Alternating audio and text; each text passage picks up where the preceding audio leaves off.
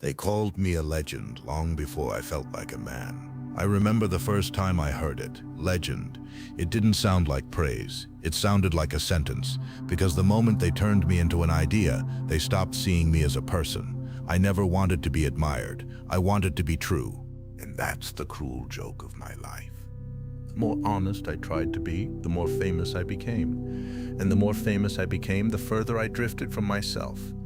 I grew up angry, not loud anger, quiet, coiled anger. The kind that sits in your chest and waits. I hated fake voices, fake smiles, fake heroes. Hollywood was built on all three. When I arrived, they didn't know what to do with me.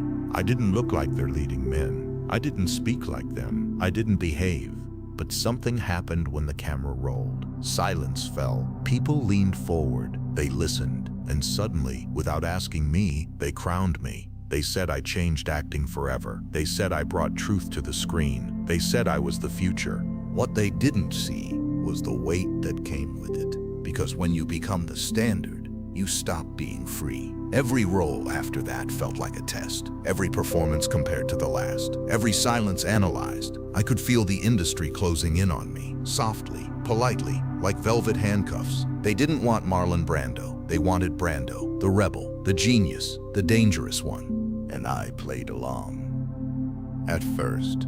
But rebellion is exhausting when it becomes expectation. Inside, something started to rot, slowly, quietly. I began to despise the very thing that fed me. Awards, praise, standing ovations that echoed long after I had already left the room. I didn't feel proud. I felt exposed. Do you know what it's like to be applauded by people who don't know you at all?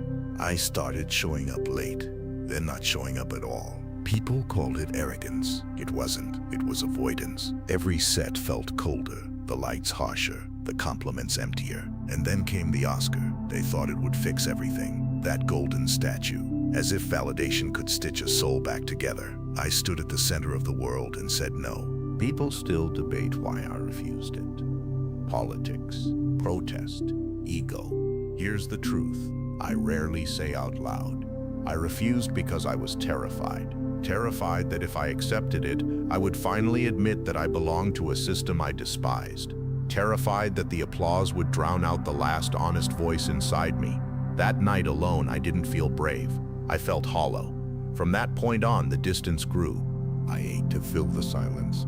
I isolated to protect what was left. I let my body become armor-thick, slow, unapproachable. They watched me change and called it tragedy. They didn't realize it was survival. Fame is not loud when you're inside it. It's quiet, oppressive, always watching. People stopped asking how I was. They assumed legends don't need to be asked. Years passed, faces blurred, scripts piled up unread.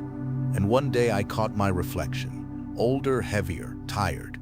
I didn't recognize the man staring back. That was the moment it hit me. I had become exactly what I hated. A symbol, a myth, a story others told about me, not a man. The worst part of fame isn't being known. It's being misunderstood forever. In my later years, silence returned. Not the dangerous silence of youth, a softer one. The kind that lets you breathe. I began to understand something I never could before. I wasn't broken by Hollywood. I wasn't destroyed by fame. I surrendered to it. And that realization hurt more than any scandal ever could, because it meant the blame was mine. But here's the strange mercy of age. When the noise fades, truth finally speaks. I no longer chase relevance. I no longer care if they remember me correctly. What matters now is this. I tried to be honest in a dishonest world. I failed. I tried again. I failed better, and maybe that's the most human thing I ever did. Still, late at night, when everything is quiet, one question lingers. If I had known the cost, would I still have chosen greatness? I don't know, and perhaps that uncertainty is the last truth I have left.